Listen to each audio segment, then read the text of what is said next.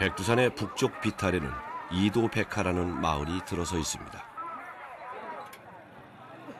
이 마을 사람들은 백두산을 찾는 관광객들을 대상으로 장사를 하거나 농사를 지으며 살아갑니다. 만일 백두산이 1000년 전 규모로 폭발하게 되면 그들 역시 미야기현 사람들과 같은 운명에 처하게 될지도 모릅니다.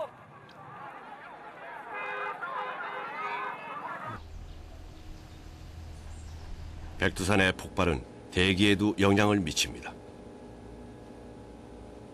백두산 폭발에 대한 시뮬레이션을 운영해 본 결과 겨울에 분화할 경우 한반도에 가장 큰 피해가 예상된다는 분석이 나왔습니다.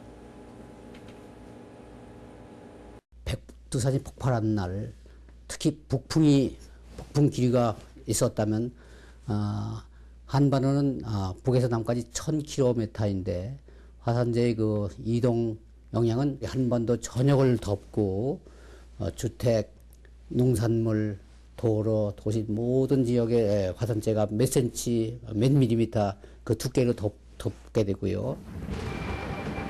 백두산 화산재가 대기권을 뚫고 성층권에 머물게 되면 문제는 더 심각해집니다. 전 세계의 기온이 1년 내내 최고 2도까지 떨어질 수 있기 때문입니다. 1년 내내 2도가 감소한다 또는 증가한다는 그건 전 세계적으로 문제가 있습니다.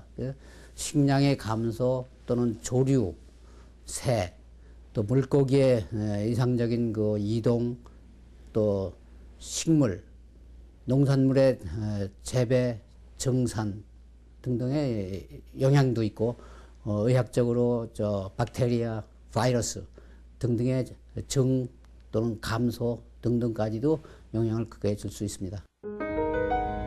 1783년 아이슬란드 라키 화산이 폭발하면서 유럽 대륙에는 전례 없는 혹한이 몰아쳤고 오랜 기근에 시달린 시민들은 왕권의 봉기를 들게 됩니다.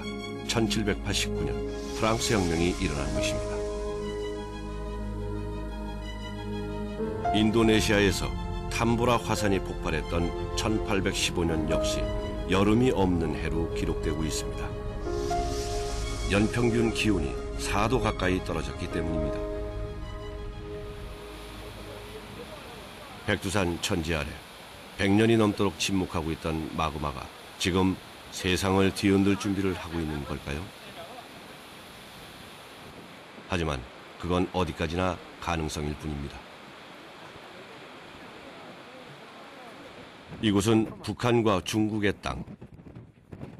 지질학적 조사가 철저히 봉쇄된 곳입니다. 그러나 작은 실마리라도 찾아보기로 했습니다.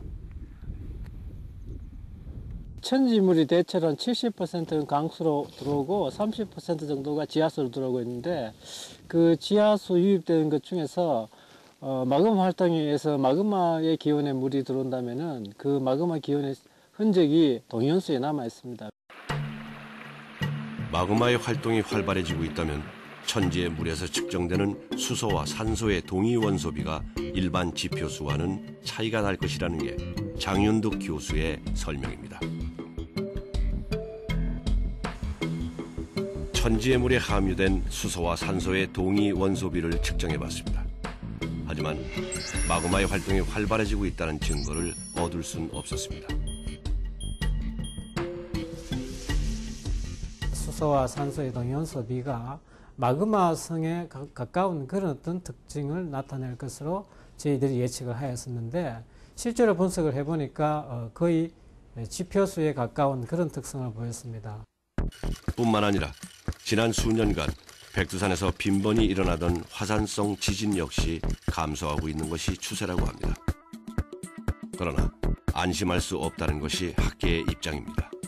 온천의 온도랄까 그리고 온천수에 대한 동위원소비를 지속적으로 측정을 해서 온도의 상승이라든지 아니면은 동위원소비의 변화라든지 그런 것들을 주기적으로 모니터링 한다면은 지하에 있는 마그마의 활동에 대한 지표를 저희들이 얻을 수 있을 것으로 생각됩니다. その中国の報告ではどうも十数年ぐらいの周期でしょうか。それで地震活動が活発になるという、そういう可能性についてどうも言ってるようですね。だからそれを言いますと、多分韓国の沖の方でもっていろいろ話題になったその2014年2015年ですか、噴火だとか爆発だとか言っていたようですけども、もしかしたらその時期に、そういう地震活動が再び活発になるということはあり得るのかもしれません。 언론을 통해 백두산 분화의 가능성이 제기되면서 숱한 논란이 이어져 왔습니다. 분명한 건 백두산은 언젠가 폭발할 수 있는 활화산이며 화산은 인간의 기억 속에 잊혀질 무렵 다시 분화한다는 사실입니다.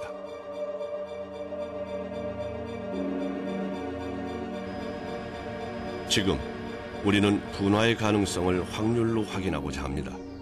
일본의 한 화산학자는 자연의 거대한 위력 앞에 확률이 무슨 의미가 있냐고 반문합니다. 1000年前というが大昔かどうか、それから確率が低いかどうかっていうのは非常に難しい問題です。ただし今回の日本で起こった大震災だって非常に確率が低い、マグニチュード9なんていうのもね、確率が低いだろうと夢物語のように考えられたものが実際に起こってしまっているわけですね。